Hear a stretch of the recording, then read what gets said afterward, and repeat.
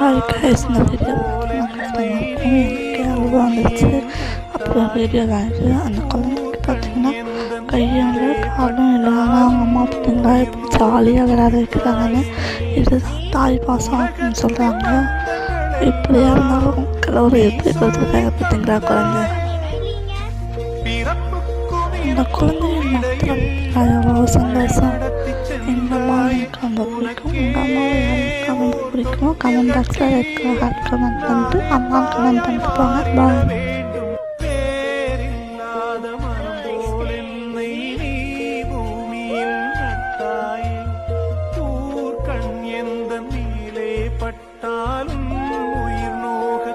பாய். உலகத்தின் பந்தங்கள் எல்லாம் நீ சொல்லி தந்தாயே, பிறப்புக்கும் இறப்புக்கும் இடையில்